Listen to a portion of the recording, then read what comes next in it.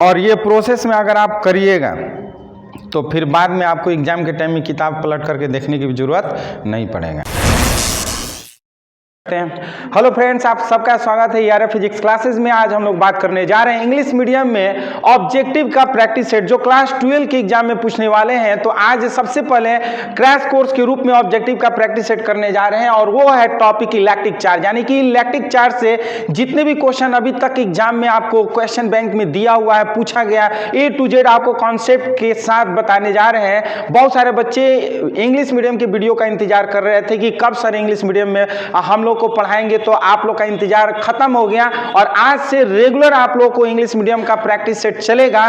तो जो बच्चे इस चैनल के लिए नए भी हो रहे हैं जरूर इस चैनल को सब्सक्राइब करिए और जो बच्चे इस वीडियो को देख रहे हैं अपने दोस्तों को भी जरूर शेयर करिए ताकि जितने भी बच्चे क्लास 12 के एग्जाम में पार्टिसिपेट करें वो अधिक से अधिक एग्जाम में वो नंबर पाए। तो जितने भी बच्चे CBSE का हो, चाहे ICSE के हो, चाहे वो बिहार बोर्ड के हैं, ये सभी जो है NCERT के अकॉर्डिंग जो भी ऑब्जेक्टिव तैयार किया गया है इलेक्ट्रिक चार्ज से वो A to Z आपको कॉन्सेप्ट के साथ बताने जा रहे हैं। इसलिए सारे क्वेश्चन को आप ध्यान से सुनिए, समझिए, कॉन्सेप्ट बताने जा रहे हैं। इसमें टोटल 40 ऑब्जेक्टिव क्वेश्चन बताने जा रहे हैं। तो चलिए स्टार्ट करते हैं। कुछ बच्चे हमारे ऑफलाइन जुड़े हुए हैं जो क्लास में बैठ करके इसका प्रैक्टिस सेट कर रहे हैं और जो बच्चे ऑनलाइन जुड़े हुए हैं कृपया करके क्वेश्चन का आंसर आप लोग कमेंट में जरूर बताइएगा कि किस क्वेश्चन का आंसर क्या होगा। तो चलिए स्टार्ट करते हैं। सबसे पहला क्वेश्चन है which quantity of electric charge बाबू, कौन सा क्वांटिटी होगा? स्केलर क्वांटिटी होगा। तो ऑप्शन कौन सा होगा इसमें? कौन सा ऑप्शन होगा? चलिए बी देखते हैं। देखिए जो बी ऑप्शन है ये स्केलर क्वांटिटी है। आप जानते हैं जो चार्ज होता है, आप लोग इलेक्ट्रिक करंट पढ़े होंगे, Q/T होता है, लेकिन अगर Q अगर हमको निकालना होगा तो I/A करते हैं। और देखिए I भी जो है वह स्केलर क्वांटिटी होता है और जो होता है T जो होता है टाइम भी स्केलर क्वांटिटी होता है। तो ये स्केलर क्वांटिटी का प्रोडक्ट होता है, इसलिए कहेंगे कि electric charge is a scalar quantity. क्यों? क्योंकि I जो होता है electric current is equal to Q/T होता है। अगर ये दोनों अगर स्केलर है तो स्केलर का प्रोडक्ट भी एक स्केलर हमें मिल जाता है। तो याद रखिएगा जो इलेक्ट्रिक चार्ज होता है वो कौन सी क्वांटिटी होती है? तो कहेंगे स्केलर क्वांटिटी होती है, इसलिए हमारा ऑप्शन क्या होगा? बी ऑप्शन होगा। नेक्स्ट क्वेश्चन है what is the SI unit of electric charge बाबू? क्या होगा? कूलम होता है। SI unit of electric charge is coulomb होता है, इसलिए ऑप्शन हमारा क्या हो जाएगा? बी ऑप्शन हो जाएगा। जो बच्चे देख रहे हैं आप प्रैक्टिस करिए और कमेंट करके जरूर बताइएगा कि आपका आंसर क्या है। ये practice makes of man perfect कहा जाता है। Practice makes of man perfect. ये प्रैक्टिस ही हम लोग को परफेक्ट बनाएगा और एग्जाम में हम लोग 100% करेंगे। इसलिए अब एग्जाम की तैयारी का टाइम आ गया है, पढ़ाई का टाइम खत्म, अब सिर्फ तैयारी, और तैयारी में आपको ये प्रैक्टिस आपको करना पड़ेगा। और चाहे ऑनलाइन करिए चाहे ऑफलाइन, लेकिन रेगुलर आपको प्रैक्टिस हमारे चैनल पे आपको मिलेगा। इंग्लिश मीडियम का सारे टॉपिक का ऑब्जेक्टिव का प्रैक्टिस सेट कराने वाले हैं, इसलिए हमारे चैनल से जुड़े हुए हैं तो सब्सक्राइब जरूर करिएगा अगर नहीं किए होंगे। तो चलिए नेक्स्ट क्वेश्चन की बात करते हैं। What is the value of 1 micro coulomb? क्या होगा बाबू? क्या होगा? ये 10⁻⁻12 कूलम। देखिए 10⁻⁻6 कूलम का जो होता है वो 1 माइक्रो कूलम का वैल्यू होता है। उल्लू कहेंगे चौकी लगा दें, अरे सीधा एगो टाइट होकर आर्मी की तरफ बैठो। उल्लू कहेंगे पेंच खींच कर ऐसे बैठ रहा है, सीधा बैठो, सीधा एकदम। हाँ, नहीं तो रीढ़ की हड्डी टेढ़ हो जाएगा। बायोलॉजी के स्टूडेंट समझ लीजिए, जब आप बैठते हैं तो एकदम सीधे एकदम ना, नहीं तो रीढ़ की हड्डी बाबू अब ये टेढ़ हो जाएगा तो ठेगुरी लेकर के चलना पड़ेगा। समझ लीजिए। तो देखिए 10⁻⁻6 कूलम को हम लोग माइक्रो कूलम कहते हैं, यानी कि 1 माइक्रो कूलम का वैल्यू होता है 10⁻⁻6 कूलम एंड 10⁻⁹ कूलम होता है 1 नैनो कूलम का। 1 नैनो कूलम का वैल्यू 10⁻⁹ कूलम। लेकिन अगर कह देगा कि what is the value value of 1 micro तो कहेंगे the value of 1 micro is 10⁻⁻12 coulomb. या कभी ये भी पूछ सकता है कि what is the value of 1 pico coulomb, तो 1 पिको कूलम का भी वैल्यू 10⁻12 कूलम हो जाएगा। सो ऑप्शन हमारा सी हो जाएगा। और 10⁻8 कूलम कुछ होता नहीं है। चलिए नेक्स्ट क्वेश्चन की बात करते हैं। उम्मीद है कि जो बच्चे हमारे इस वीडियो को देख रहे होंगे समझ में आ रहा होगा। कमेंट करके अपना फीडबैक जरूर बताइएगा। और जो बच्चे ऑफलाइन देख रहे हैं तो आप कम से कम जोर से बोलिए ताकि जो बच्चे ऑनलाइन देख रहे हैं वहां तक आवाज सुनाई दे। What is the value of 1 coulomb? क्या होगा? ऑप्शन कौन सा होगा? कौन सा? ए। देखिए, और what is the value of 1 coulomb? 1 coulomb is equal to होता है 3 × 10⁹ ESU होता है। ESU का फुल फॉर्म होता है इलेक्ट्रोस्टैट यूनिट होता है। याद रखिएगा 3 × 10⁹ ESU होता है इलेक्ट्रोस्टैट यूनिट होता है। Next question, what is the dimension formula of electric charge? क्या होता है? कौन सा ऑप्शन होगा? ए ऑप्शन होगा, ये 80। याद रखिएगा क्यों होता है? क्योंकि I इज इक्वल टू होता है बबुआ C इज इक्वल टू हम कहेंगे क्या कि C इज इक्वल टू होता है I × T होता है। I का जो बीमा डायमेंशनल फॉर्मूला होता है वो A होता है और T का हमारा कैपिटल T कर लेते हैं। तो इस तरह से डायमेंशनल फॉर्मूला हमारा C का ये क्या हो जाएगा? 80। याद रखिएगा इलेक्ट्रिक चार्ज का डायमेंशनल फॉर्मूला 80 होता है। सो option A is right answer. What is the value of 1 micro coulomb? क्या होगा? 10⁻⁻6 कूलम। क्या हो जाएगा बाबू? 10⁻⁻6 कूलम। ये ऑप्शन ए हो जाएगा। ये 1 माइक्रो कूलम का वैल्यू है। 10⁻⁹ जो है वो 1 नैनो कूलम का वैल्यू है। 10⁻12 जो होता है 1 माइक्रो कूलम या 1 पिको कूलम का वैल्यू होता है। याद रखिएगा। तो नेक्स्ट क्वेश्चन की बात करते हैं। Question number 7। हम लोग इस वीडियो में टोटल 40 ऑब्जेक्टिव क्वेश्चन का प्रैक्टिस सेट कर रहे हैं और वो सारा क्वेश्चन आपको बता रहे हैं जो अभी तक जो भी एग्जाम में पूछा हुआ है। यानी कि कह सकते हैं कि क्वेश्चन बैंक का जो भी ऑब्जेक्टिव है वो आपको A to Z हम आपको कॉन्सेप्ट के साथ बता रहे हैं। ये टोटल क्वेश्चन जो है वो इलेक्ट्रिक चार्ज से बिलोंग करता है। इलेक्ट्रिक चार्ज से रिलेटेड जो भी क्वेश्चन है वो आपको बता रहे हैं। इसलिए पूरा वीडियो को देखिए और जितने भी आपको क्वेश्चन बैंक में ऑब्जेक्टिव क्वेश्चन अभी तक का पूछा हुआ है A to Z practice set करवाएंगे ना। ये 1 ESU यानी कि 1 इलेक्ट्रोस्टैट यूनिट इज इक्वल टू क्या होता है? कितना कूलम? क्या होगा?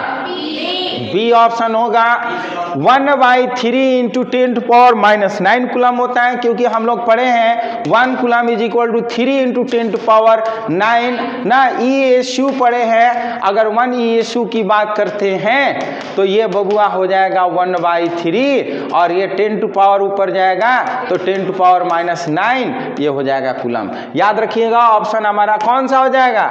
बी ऑप्शन हो जाएगा।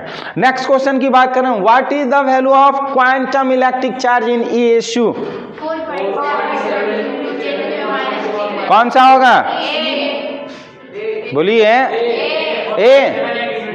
हाँ देखिए quantum electric charge in ESU में जो वैल्यू होता है वो 4.78 × 10⁻⁻10 होता है। क्वांटम इलेक्ट्रिक चार्ज जो होता है 2 चार्ज के रेशियो होता है। एक ESU में होता है, एक कूलम में होता है। याद रखिएगा दोनों को अगर हम वैल्यू अगर हम निकालते हैं तो 4.78 × 10⁻⁻10 होता है। इसकी कोई यूनिट नहीं होती है। ये 2 सेम क्वांटिटी का क्या होता है कि ये वैल्यू होता है जिसे हम क्वांटम इलेक्ट्रिक चार्ज। क्वांटम का मतलब होता है नंबर। ये सिर्फ नंबर को डिनोट करता है। इसलिए ये नंबर हमारा हो जाएगा 4.78 × 10⁻⁻10। Next, name the best conductor. Which is the best conductor बाबू? क्या होगा? B, silver is the best conductor. याद रखिएगा जो भी बेस्ट कंडक्टर होते हैं वो हम क्यों कहेंगे बेस्ट कंडक्टर? क्योंकि number of free electrons is greater than the any other conductor. ये सब कंडक्टर में से सबसे ज्यादा जो नंबर ऑफ फ्री इलेक्ट्रॉन्स होते हैं वो सिल्वर का होता है, और जिसमें ज़्यादा फ्री इलेक्ट्रॉन्स होते हैं वो सबसे बेस्ट कंडक्टर के रूप में जाने जाते हैं। नेक्स्ट क्वेश्चन की बात करते हैं, क्वेश्चन नंबर 10। उम्मीद है कि जो बच्चे प्रैक्टिस करेंगे वो एग्जाम में 100% करेंगे, जो प्रैक्टिस नहीं करेंगे 100% कभी नहीं हो पाएगा। याद रखिएगा, प्रैक्टिस हमेशा करना है। अगर लाइफ में सक्सेस होना है तो हर चीज़ का एक अपना प्रैक्टिस होता है। आर्मी वाला रोज़ प्रैक्टिस करता है तो आर्मी में ज्वाइन करता है। जो सिविल सर्विस के बच्चे होते हैं वो रोज़ अपना प्रैक्टिस करते हैं, लिख करके वो अपना सिविल सर्विस के एग्जाम में टॉप करते हैं। और जो बच्चे एग्जाम के लिए तैयारी करते हैं, सिंपल जो बोर्ड के 12 का एग्जाम करते हैं, वो अगर प्रैक्टिस सिर्फ पढ़ने से कोई फायदा नहीं है, पढ़ करके प्रैक्टिस करना ही सबसे बेटर है। याद रखिएगा, क्योंकि बहुत सारे बच्चे जो पढ़ते तो हैं लेकिन उनको ये नहीं मालूम होता है किस क्वेश्चन का आंसर कैसे, क्यों, कब और कैसे हम दें। ये सब जानकारी प्रैक्टिस करने से होता है। स्टार्टिंग में प्रॉब्लम होती है लेकिन धीरे धीरे वो आप प्रॉब्लम दूर हो जाएगी जब आप देखिएगा कि किस क्वेश्चन को कैसे आंसर बताया जा रहा है और बच्चे जो है वो कैसे बता रहे हैं। तो बताइए, which charge are produced when a glass rod rubbed with a silk cloth. बताइए क्या होगा। देखिए कह रहा है which charge are produce when a glass rod. Suppose that this is the glass rod and this is the silk cloth. When a glass rod rubbed with the silk cloth then the glass rod will be positive charge and the silk cloth will be negative charge. याद रखिएगा option हमारा क्या हो जाएगा, positive charge, यानी कि option A हो जाएगा। डज नेक्स्ट क्वेश्चन है, does change the mass of silk cloth when it rub. क्या होगा बाबू, does change the mass of silk cloth when it rub. तो याद रखिएगा, कभी भी अगर हम रब करते हैं, when glass rod rubbed with silk cloth then silk cloth will have to loss the mass of the means gain the mass of the electron. देखिए कोई भी अगर हम रब करते हैं तो इलेक्ट्रॉन का जब ट्रांसफर होता है, याद रखिएगा, ये इलेक्ट्रॉन का क्या करेगा, ट्रांसफर करेगा। याद रखिएगा, ये पॉजिटिव चार्ज हो जाएगा और ये नेगेटिव चार्ज हो जाएगा। ये इलेक्ट्रॉन को जब ट्रांसफर करेगा तो इलेक्ट्रॉन के ट्रांसफर के साथ साथ मास में भी ट्रांसफर होता है। इलेक्ट्रॉन के साथ साथ क्या ट्रांसफर होता है, मास में भी ट्रांसफर होता है। जैसे मान लेते हैं आपको 1 लाख रुपया हम दे रहे हैं, तो 1 लाख रुपया का वैल्यू का वजन होगा ना, तो पैसा के साथ साथ मास भी तो जा रहा है। तो इलेक्ट्रॉन ट्रांसफर होने के साथ साथ क्या हो रहा है, मास भी जा रहा है। इसीलिए कहेंगे does change the mass of silk cloth when it rub. तो कहेंगे यस, कितना होगा, तो 10⁻³ ग्राम इंक्रीज होगा। याद रखिएगा, ये जो सिल्क क्लॉथ होगा इलेक्ट्रॉन को लिया इसलिए नेगेटिव हो गया। जब नेगेटिव हो गया तो इसका मास बढ़ गया। याद रखिएगा, जब आप पैसा किसी से लेते हैं तो पैसा देने वाले के पास जो उसका वेट होता है वो डिक्रीज होता है, लेकिन जो लेता है मास इंक्रीज हो जाता है। याद रखिएगा, पॉजिटिव हमेशा मास को डिक्रीज करता है, नेगेटिव ना हमेशा मास को इंक्रीज करता है। याद रखिएगा, नेगेटिव वाला के पास मास जो होता है वो हमेशा इंक्रीज होता है। तो ऑप्शन ए हमारा हो जाएगा, कह रहा है which are elementary charge in nature. कौन सा ऑप्शन होगा, क्या होगा बबुआ, ऑप्शन नंबर ए होगा, is equal to ±1.6 × 10⁻⁻19 coulomb. This is the elementary charge. याद रखिएगा, ये सबसे स्मॉलेस्ट चार्ज होता है जिसे एलिमेंट्री चार्ज के रूप में जानते हैं। इलेक्ट्रॉन कहिए या प्रोटॉन कहिए, जिसका वैल्यू होता है 1.6 × 10⁻⁻19 coulomb. So option A is right answer. Next question की बात करते हैं, क्वेश्चन नंबर 13। और आप बताइए कि 13 में क्या होगा, does the value of charge body change when it is motion. No. क्यों नहीं होगा, ध्यान से समझिए। अगर आपको कहा जाए कि 500 रुपया ले करके पॉकेट में आप खूब रन करिए, तो क्या वो 500 से 1000 रुपया हो जाएगा। जब बाबू 500 से 1000 रुपया कभी नहीं हो सकता है, तो ठीक उसी तरह से आपका इलेक्ट्रॉन भी कितने भी अपना न्यूक्लियस के अराउंड में वो चक्कर लगाए, वो लोग कहेंगे सुधार जाओ गधा के। हाँ, तो उससे झगड़ा कर रहा है, लड़की से झगड़ा कर रहा है। तुमको ना बहुत परेशान कर रही है, एक से एक चिरकुट हो रहा है, लड़की परेशान कर रही है। उल्टा जमाना हो गया, लड़की लड़का को परेशान कर रही है। देख लीजिए क्लास में ये हाल है। चलिए तो बता रहे हैं, देखिए जब 500 रुपए का नोट ले करके जब जंप करिएगा, मतलब दौड़िएगा, रनिंग करिएगा, तो कभी भी वो 1000 नहीं होगा, हमेशा वो 500 रुपया ही रहेगा। ठीक उसी तरह से जब इलेक्ट्रॉन किसी भी न्यूक्लियस के अराउंड में वो कितना भी मोशन में रहेगा, उसका वैल्यू में कभी चेंज नहीं होगा, हमेशा उसका वैल्यू 1.6 × 10⁻⁹ कूलम ही रहेगा। याद रखिएगा। तो क्या कहेंगे बाबू, does the value of charge body changes when it motion, तो कहेंगे नो, ऑप्शन हो जाएगा बी। याद रखिएगा। नेक्स्ट क्वेश्चन कह रहा है, does mass of a body effect when it charge? Yes. अभी हमने बताया कि when a glass rod rubbed with silk cloth, then glass rod will be positive and silk cloth will be negative, and it will lose the mass but it will gain the mass, means a glass rod will decrease the mass but silk cloth will increase the mass। तो क्या कहेंगे बाबू, does mass of a body affect on a charge? तो कहेंगे yes, option A हो जाएगा। Next question, if total charge of a body is 0 then how does body cause? क्या कहेंगे बाबू, अनचार्ज, या फिर इसको न्यूट्रल भी बोलते हैं। किसी भी बॉडी पर टोटल चार्ज यानी कि पॉजिटिव जितना है उतना ही अगर नेगेटिव होगा तो उस बॉडी पे टोटल जो चार्ज होगा वो क्या होगा, न्यूट्रल हो जाएगा, मीन्स अनचार्ज हो जाएगा। सो ऑप्शन सी हो जाएगा। उम्मीद करते हैं जो हमारे बच्चे इस वीडियो को देख रहे होंगे वो इस वीडियो से कुछ ना कुछ सीखते जरूर होंगे, और जो आप में ऐसा लग रहा है कि कुछ भी इस वीडियो से आप सीख रहे हैं तो जरूर इस वीडियो को शेयर करिएगा अपने दोस्तों में, ताकि हर उस बच्चों को इस वीडियो से लाभ मिले जो क्लास 12 का एग्जाम दे, चाहे वो ICS का एग्जाम हो, चाहे CBSE का एग्जाम हो, चाहे वो बिहार बोर्ड का एग्जाम हो, सारे एग्जाम के लिए काम करेगा। याद रखिएगा, ये ओनली ऐसा नहीं कि सिर्फ खासकर किसी एक बोर्ड के लिए तैयार किया गया, क्योंकि जो NCERT में क्वेश्चन हम लोग मेहनत करके ऑब्जेक्टिव के एक एक चुन करके बनाते हैं, बहुत मेहनत लगता है, तो इसलिए वो मेहनत कब हमारा रंग लाएगा, जब आप इस वीडियो को शेयर करिएगा। अधिक से अधिक इस वीडियो को शेयर करिए ताकि हम और आपके लिए इंपॉर्टेंट ऑब्जेक्टिव क्वेश्चन लेकर आए, ताकि एग्जाम में 100% आप करिए। On how much electron is total charge in 1 coulomb, बताइए क्या होगा बाबू। देखिए according to quantization of charge आप जानते हैं Q is equal to NE, जानते हैं ना। तो how much electron N is equal to Q by E करते हैं बाबू। Q के जगह पर 1 कूलम दिया हुआ है, 1 कूलम बाई 1.6 × 10⁻⁹, और जब कैलकुलेट करते हैं तो 6.25 × 10⁻18 हो जाएगा। याद रखिएगा 6.25 × 10⁻18 हो जाएगा। This is the number of electrons in 1 coulomb of charge. याद रखिएगा 1 कूलम ऑफ चार्ज पे जो नंबर ऑफ इलेक्ट्रॉन होते हैं 6.25 × 10⁻18 होता है। सो ऑप्शन हमारा सी होगा। हमारे जो बच्चे ऑफलाइन कर रहे हैं, उम्मीद है कि ये तो 100% जवाब दे रहे हैं।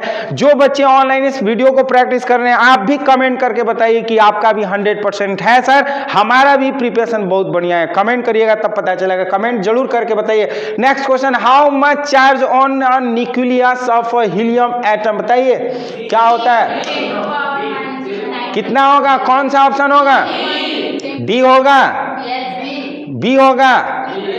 देखिए बी, डी, बीबी का कर रहे गधा कहेंगे, डी बी लोग कहेंगे, ध्यान से आप, हाँ ऑप्शन नंबर बी कहेंगे, बीबी नहीं कहेंगे, बी कहेंगे। वो का उल्लू का रहा, हाँ बी वो बोल रहा था। चलिए देखिए कह रहा how much charge on a nucleus on a helium atom. देखिए सबसे पहले ये जानी कि जो इलेक्ट्रॉन होते हैं हीलियम में 2 इलेक्ट्रॉन होते हैं। कितना इलेक्ट्रॉन होते हैं बाबू, 2 इलेक्ट्रॉन होते हैं, और एक इलेक्ट्रॉन का वैल्यू 1.6 × 10⁻⁹ कूलम, ये 16 2 जा होता है 3.2 × 10⁻⁹ coulomb. So option B is a right answer.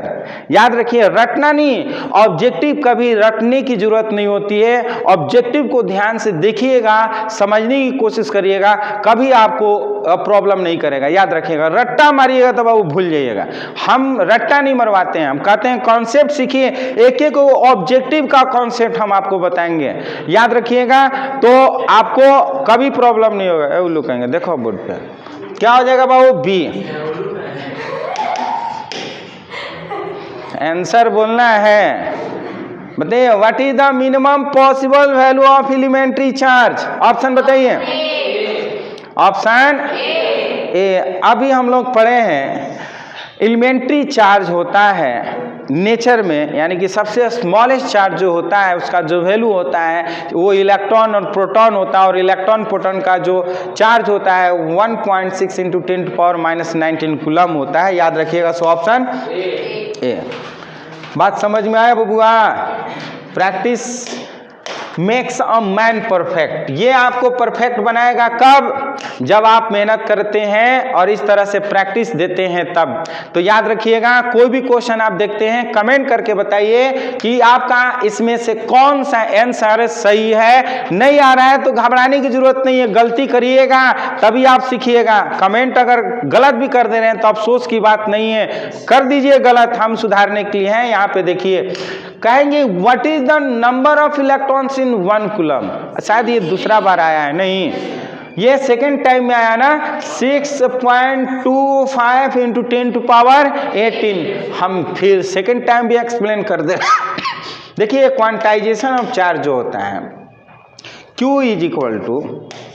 N होता है। अगर हमें N निकालना है Q/E करते हैं। Q के जगह पे बबुआ 1 कूलम, E के जगह पर क्या करते हैं 1.10⁻⁻19। अगर इसको कैलकुलेट करते हैं तो आएगा क्या 6.25 × 10⁻18। याद रखिएगा। बहुत सारे बच्चे कहेंगे सर कैलकुलेशन कैसे इतना आ गया? कैलकुलेशन बबुआ करिए, गुणा भाग तो जोड़ घटाव तो टीचर नहीं बताएगा ना, मेहनत करिए, कैलकुलेट करेंगे आ जाएगा। बहुत इजी कैलकुलेशन है, इसका वीडियो भी पढ़ाए हुए है, आगे देख लीजिएगा, बताए हुए है। चलिए नेक्स्ट क्वेश्चन की बात करते हैं बाबू। Question number 20 what is the nature of charge when ebonite rod is rubbed with a cat skin? क्या होगा बाबू? नेगेटिव चार्ज होगा। याद रखिएगा, जब हम this is the suppose that this is the ebonite rod and this is the cat skin, when ebonite rod rubbed with a cat skin, then this is the negative charge and this is the positive charge, just opposite of the glass rod and the silk cloth होता है। याद रखिएगा। And negative charge. Next question what is the mathematical formula of coulomb law for electric charge? बताइए बबुआ क्या होगा? 21 का कौन सा होगा बबुआ? What is the mathematical formula of coulomb law of electric charge? Option number first हो जाएगा, ए हो जाएगा 1/4πε0 × Q1 Q2/R²। याद रखिएगा, ये हमारा ऑप्शन, ये कूलम लॉ का फॉर्मूला होता है, मैथमेटिकल फॉर्मूला कहिए। अगर ये फॉर्मूला आपको याद है तो इससे बहुत सारे न्यूमेरिकल भी क्वेश्चन पूछे जाते हैं, आप कर सकते हैं। Next question what will be the charge in coulomb force when a third charge brought near between 2 charges? क्या होगा बाबू? भक्कू आया हुआ है जी। क्या होगा आंसर? हाँ ऑप्शन नंबर ए होगा। कर लीजिए। आखिर ये क्यों होगा? देखिए बाबू ध्यान से समझिएगा। अकॉर्डिंग टू कूलम्स लॉ हम लोग पढ़े हैं, this is the Q1 and this is the Q2 and both are the distance between R। अगर थर्ड चार्ज हमारा Q आ जाए, याद रखिएगा अकॉर्डिंग टू कूलम्स लॉ कभी भी फोर्स लगता है 2 चार्जेस के बीच में लगता है। देखिएगा बाबू, देखिए जब भी कूलम्स लॉ होते हैं वो 2 चार्ज के बीच में होते हैं ना। Coulomb's law between 2 charges, if third charges are near about this 2 charges then there is no effect. यहाँ पे कोई इफेक्ट नहीं कर पाएगा, चाहे थर्ड चार्ज हो चाहे फोर्थ चार्ज होगा। याद रखिएगा, इसीलिए कि कहेंगे what will be change in coulomb force when third charge brought near between 2 charges, तो कहेंगे नो चार्ज, नो चेंज, क्योंकि थर्ड चार्ज या फोर्थ चार्ज आने के बाद उस पर कोई इफेक्ट नहीं करता है, हमेशा 2 चार्जेस के बीच में फोर्स लगता है। चलिए 23 की बात करते हैं बाबू। बोर्ड पर देखिए 23 का ऑप्शन क्या होगा? What is the value of absolute permittivity? क्या होगा? ऑप्शन नंबर ए। देखिए 8.854 इंटू 10⁻⁻12 ना, देखिए 8.854 इंटू 10⁻⁻12 होता है वैल्यू एप्सिलॉन नॉट का। लेकिन यहाँ पर भी देख रहे हैं चूंकि ये माइनस में है ये प्लस में है तो माइनस वाला सही होगा। और दूसरा चीज हम इसका यूनिट भी चेक कर लेते हैं कि यूनिट जो होता है कूलम स्क्वायर पर न्यूटन पर मीटर स्क्वायर होता है। यूनिट भी देखते हैं। सिर्फ बच्चे क्या होते हैं जल्दबाजी के चक्कर में देख लेते हैं कि ये ऊपर है -12 में और नीचे भी -12 पे ध्यान नहीं देते हैं और ये यूनिट भी चेंज हो जाता है। जैसे आप देखिएगा यूनिट एक तरह से बहुत सारे में एक समान होगा लेकिन वैल्यू चेंज है। तो एग्जाम में कभी कभी क्या होता है कि यूनिट चेंज कर देता है, वैल्यू रहता है, कभी वैल्यू सेम रहता है तो यूनिट नहीं रहता है। इस तरह से क्वेश्चन जो होते हैं ध्यान से देख करके करना चाहिए। अगर थोड़ी सी भी मिस्टेक करिएगा तो आते आते आपका गलती हो सकता है। याद रखिएगा हमारा ऑप्शन क्या हो जाएगा 8.854 इंटू 10⁻⁻12 कूलम स्क्वायर पर न्यूटन पर metre square. Next question, what is the unit of absolute permittivity of free space? बाबू क्या होगा ऑप्शन? देखिए ऑप्शन ए। अभी हमने बताया है कि कूलम स्क्वायर पर न्यूटन पर मीटर स्क्वायर होता है। This is the value of unit of absolute permittivity. तो यहाँ पे हम देख रहे हैं कि कूलम स्क्वायर पर न्यूटन पर metre square. So option A is the right answer. देखते हैं कूलम स्क्वायर और पर न्यूटन पर मीटर। देखिए ये भी है और बी भी दिया है लेकिन इस तरह का सिचुएशन में हम लोग क्या करते हैं जो सबसे पहले आते हैं उसको हम लोग कर लेते हैं क्योंकि यूनिट सेम दिया है। कभी कभी ऐसा जो होता है वो मिस प्रिंट की वजह से होता है। तो याद रखिएगा ऐसे कंडीशन में जो सबसे पहले होता है उसको हम लोग क्लिक कर लेते हैं। नेक्स्ट क्वेश्चन की बात करते हैं, what is the value of dielectric constant और रिलेटिव परमिटिविटी फॉर एयर और वैक्यूम? एयर और वैक्यूम के लिए के का वैल्यू क्या होता है 1 होता है, इसलिए ऑप्शन हमारा क्या होगा बी होगा। बहुत बढ़िया। हमारे जो बच्चे ऑफलाइन पढ़ रहे हैं प्रैक्टिस कर रहे हैं वो बहुत बढ़िया से प्रैक्टिस कर रहे हैं, लेकिन जो बच्चे ऑनलाइन कर रहे हैं और ये देखना है कि कितने बच्चे कमेंट करके बता रहे हैं किस क्वेश्चन का आंसर क्या होगा। कमेंट करना भूलिए मत। What is the value of relative permittivity for any medium other medium? क्या होगा बाबू क्या होगा मोर देन 1 ना होगा। देखिए फॉर अदर मीडियम के लिए मोर देन 1 होता है ना, एयर और वैक्यूम के लिए 1 होता है। बात समझ में आया? सुधर जाइए। What is the value of relative permittivity for water? 80। हाँ 80 होता है। Relative permittivity for water is 80। Option B होगा। Next question, what is the value of relative permittivity for metals? क्या होगा बाबू इनफिनाइट होता है। Option C. बात समझ में आया? कोई दिक्कत? याद रखिएगा बबुआ ये सब ऑब्जेक्टिव में एग्जाम में पूछा हुआ है क्वेश्चन बैंक में, याद रखिएगा। इसलिए हम लोग सारे क्वेश्चन बैंक का ऑब्जेक्टिव चैप्टर वाइज प्रैक्टिस कर रहे हैं। इसलिए आप जो भी क्वेश्चन देख रहे हैं ये आपके एग्जाम के लिए बहुत इंपॉर्टेंट है, चाहे वो सीबीएसई बोर्ड का हो, चाहे सीएसई बोर्ड का हो, चाहे वो बिहार बोर्ड का है, क्योंकि हम लोग एनसीईआरटी के according A to Z question बनाए हैं, इसीलिए बहुत इंपॉर्टेंट है। बताइए what is the value of 1/4 pi epsilon not? कौन सा ऑप्शन होगा? सी होगा? बी होगा? देखिए सबसे पहले देखिए इसका वैल्यू जो होता है बाबू सुन लीजिए, इसका वैल्यू जो होता है 9 × 10⁻9 होता है। अब रह गया कि यूनिट क्या होगा, तो सबसे पहले देखिए F इज इक्वल टू होता है 1/4 pi epsilon not into Q²/R²। ध्यान से समझिएगा। तो बाबू इसका वैल्यू निकालना, यूनिट निकालना है, तो ये हो जाएगा न्यूटन और ये ऊपर जाएगा तो मीटर स्क्वायर और ये हो जाएगा पर कूलम स्क्वायर। तो अब हम ये देखना है कि न्यूटन मीटर स्क्वायर पर कूलम स्क्वायर में कौन सा ऑप्शन है, बताइए।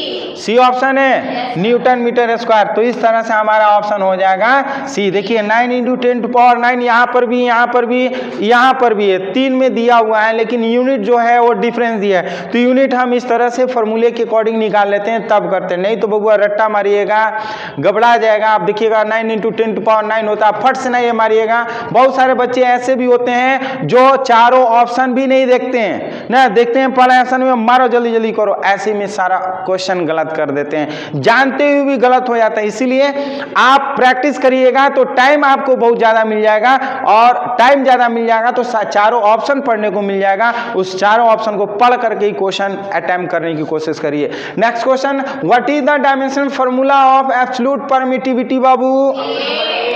क्या होगा? ए होगा।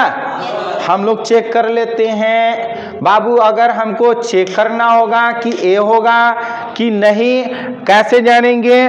तो हम जानते हैं एब्सोल्यूट परमिटिविटी का जो यूनिट होता है वो कूलम स्क्वायर पर न्यूटन पर मीटर स्क्वायर होता है ना। सी का AT हम जानते हैं, और N का हम MLT का पावर -2 कर लेते हैं, और पावर -1 और L का पावर -2।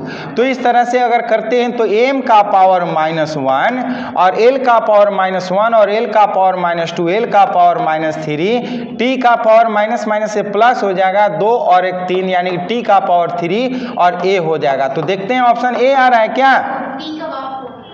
अच्छा, स्क्वायर भी तो है, स्क्वायर भी तो है, T का पावर 4 है, ये स्क्वायर, यहाँ पे स्क्वायर नहीं किए थे। तो देख रहे हैं कि M इनवर्स L का पावर -3, T का पावर 4, A का power 2, means this is the right answer ना। Dimensional formula M inverse L का पावर -3, T का पावर 4, A का पावर 2 होता है। चलिए next question, write the formula of dielectric constant. क्या होता है बाबू? What is the formula of dielectric constant? K is equal to FA/FM होता है। क्या होता है? K is equal to FA/FM होता है, means the ratio of the force in air to the any other medium is called the dielectric constant and it is denoted by small k। So K is equal to FA/FM। This is the right answer. ये 31 का option हो गया A। अब हम बात करते हैं 32 का। 32 का आंसर क्या होगा बाबू?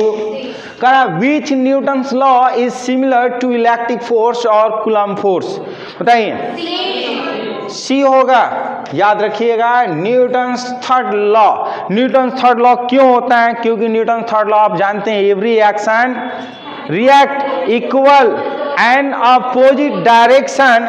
अगर बाबू ये आप देखिए, ये Q1 चार्ज और Q2 चार्ज है, both are the distance between small r, then Q1 charge act F1 vector and ये इधर करेगा तो -F2 हो जाएगा। यानी कि दोनों इक्वल तो फोर्स लगाते हैं एक दूसरे पर, बट अपोजिट डायरेक्शन में लगाते हैं। इसलिए ऑप्शन हमारा क्या हो जाएगा बाबू? Newton third law. याद रखिएगा, न्यूटन थर्ड लॉ जो होते हैं वो सिमिलर होते हैं कूलम्ब्स लॉ के। बात समझ में आ रहा है? कोई डाउट है? चलिए next question, coulomb force is क्या है बाबू? देखिए, कूलम्ब फोर्स जो होता है वो सेंट्रल फोर्स होते हैं। फर्स्ट ऑप्शन भी सही है। इलेक्ट्रिक फोर्स भी, क्योंकि चार्ज है तो इलेक्ट्रिक फोर्स भी कहेंगे। एंड बोथ सी, यानी कि A एंड B, यानी कि सी ऑप्शन जो होगा वो हमारा राइट आंसर होगा। उम्मीद करते हैं कि जितने भी बच्चे इस वीडियो को देख रहे होंगे, कुछ अगर सीखने को मौका मिला होगा इस वीडियो से, तो जरूर लाइक शेयर कमेंट करके जाइएगा, और इस वीडियो को अधिक से अधिक शेयर जरूर करिएगा। और नए व्यूअर हैं तो इस चैनल को जरूर सब्सक्राइब करिएगा, और चैनल सब्सक्राइब करिएगा तो आपको फायदा क्या मिलेगा कि बहुत सारे जो VVI ऑब्जेक्टिव क्वेश्चन है, सब्जेक्टिव क्वेश्चन है, A to Z आपको प्रैक्टिस करने का मौका मिलेगा हमारे YouTube चैनल पे। याद रखिएगा, इसलिए चैनल अभी तक सब्सक्राइब नहीं किए तो जल्दी से ना सब्सक्राइब करिए और बेल आइकन को जरूर दबाइए, ताकि सबसे पहले नोटिफिकेशन आपके पास पहुंचे। चलिए नेक्स्ट क्वेश्चन की बात करते हैं। What is the permittivity of medium whose dielectric constant is 1? यदि डाइलेक्ट्रिक कांस्टेंट का वैल्यू 1 हो तो उसका क्या होगा बाबू? परमिटिविटी क्या हो जाएगा? ये होगा, ये होगा। देखते हैं क्या होता है बाबू। देखिए, ये होता है epsilon is equal to epsilon r into 1 ना, या एप्सिलॉन r का वैल्यू हम दिया हुआ है एप्सिलॉन r, ये हम कर लेते हैं epsilon not into epsilon R, और एप्सिलॉन आर इसके जगह पर एप्सिलॉन नॉट इंटू के भी कर लेते हैं, और के का वैल्यू 1 और एप्सिलॉन नॉट का वैल्यू 8.85 इंटू 10⁻²L और इंटू 1 करेंगे तो इतना ही आएगा। देखते हैं कौन सा ये बाबू, ये तो आपका ऑप्शन आ रहा है, और इसका यूनिट हम देख लेते हैं एप्सिलॉन नॉट का, कूलम स्क्वायर पर न्यूटन पर मीटर स्क्वायर। सो ऑप्शन हमारा क्या हो जाएगा, ए होगा। उम्मीद करते हैं कि आप लोग को समझ में आया होगा। फीडबैक अपना जरूर दे करके बताइएगा कि कितना आप इस वीडियो से सीखें, ताकि आपको और कंसेप्ट हम दे पाएं। चलिए नेक्स्ट क्वेश्चन की बात करते हैं। स्टैटिक इलेक्ट्रिक चार्जेस क्या होता है बाबू, याद रखिएगा। Static electric charge is a conservative, always conservative. Conservative means charge neither be create not be destroyed, always be conserve. Charge कभी डिस्ट्रॉय नहीं कर सकते, कभी इसको क्रिएट नहीं कर सकते, इसको वन पार्ट से अदर पार्ट में चेंज करते हैं, मतलब इसको ट्रांसफर करते हैं, इसलिए इसको बोलते हैं कंजर्वेटिव। सो ऑप्शन ए हमारा क्या होगा, राइट आंसर होगा। नेक्स्ट क्वेश्चन की बात करते हैं, क्वेश्चन नंबर 36। इस वीडियो में टोटल हम लोग 40 ऑब्जेक्टिव का प्रैक्टिस सेट कर रहे हैं, याद रखिएगा। When a soft bubble is charged then its radius, जब चार्ज होगा तो क्या होगा बाबू, इंक्रीज। क्यों, क्योंकि मास जो होगा वो क्या होगा, इंक्रीज करेगा, याद रखिएगा। सो हम कहेंगे when a soft bubble is charge then the radius will be increase, radius increase. पैसा हमारे पास आएगा तो हमारे पास बढ़ेगा ना, ज्यादा हो जाएगा तो इंक्रीज कहेंगे। उल्लू कहेंगे, सुधर जा, दिमाग को कंसंट्रेट रखिए लाइफ में। हम जानते हैं you are brilliant and I know very well that you will be topper in 2023 ना। हाँ, अच्छी बात है। चलिए ध्यान से समझ लीजिए। Which is not possible for charge, बताइए कौन सा, बी। बी होगा, क्यों होगा, because according to quantization of charge, देखिए according to quantization of charge n is the number। अगर n का वैल्यू 1 रखते हैं तो ये आएगा, 2 रखते हैं तो ये आएगा, 3 रखते हैं तो दिया नहीं है, 4 रखेंगे तो ये आएगा, 5 रखेंगे तो बढ़ते जाएगा, लेकिन ये कभी नहीं आ रहा है, इसलिए बी नहीं होगा। याद रखिएगा, क्वांटाइजेशन ऑफ चार्ज में नंबर का वैल्यू रखते हैं 1 2 3 4, तो इस तरह से हम देखते हैं 1 रखेंगे तो ये आएगा, 2 रखेंगे तो आएगा हमारा 3.2 आएगा, 3 रखेंगे तो 4.8 आएगा, और 4 रखते हैं तो 6.4 आएगा। इस तरह से इंक्रीज करते जाएगा, ये कभी नहीं होगा, इसलिए हम बी ऑप्शन कहेंगे नॉट ना, इट इज नॉट पॉसिबल।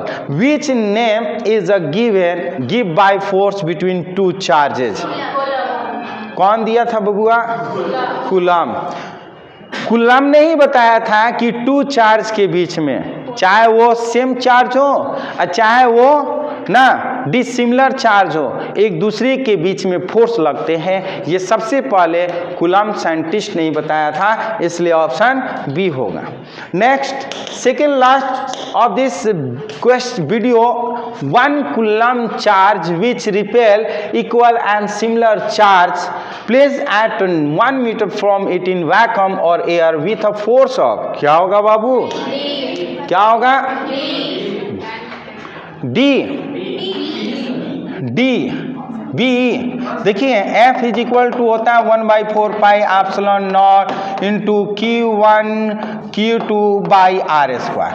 देखिए इसका वैल्यू 9 इंटू 10⁻⁹ होता है, ठीक है। और बाबू ये सेम चार्ज हो और दोनों के बीच का डिस्टेंस जो है वो 1 मीटर रहेगा, तो इतना मीटर से वो क्या करेगा, या तो अट्रैक्ट करेगा, चूंकि सिमिलर चार्ज है तो हमेशा रिपेल करेगा, इसलिए ऑप्शन हमारा कौन सा हो जा रहा है, बी ऑप्शन हो जा रहा है, याद रखिएगा। और इस वीडियो का जाते जाते कहावत है कि all is well that ends well, हम लोग जाते जाते 100% जवाब देते जाएंगे। बताइए कौन सा आंसर होगा, ए होगा। कराइट the distance between two charges is double then force between them will be, ध्यान से समझिएगा, force between two charges is inversely proportional to 1/r²। If r is the double times then it is 1/4 times, यानी कि force जो होगा 1/4 times हो जाएगा। उम्मीद करते हैं कि जो भी बच्चे हमारे इस वीडियो को देखे होंगे, ऑनलाइन प्रैक्टिस किए होंगे, बहुत बहुत धन्यवाद। इसी तरह से रोज प्रैक्टिस करिए और कमेंट करके जवाब देते रहिए और वीडियो को अधिक से अधिक शेयर करिए। यदि वीडियो पसंद आया तो इस वीडियो को लाइक शेयर कमेंट जरूर करिए और नए व्यूअर है तो इस चैनल को जरूर सब्सक्राइब करिए। फिर मिलते हैं हम लोग नए टॉपिक के साथ नए वीडियो में, तब तक के लिए धन्यवाद।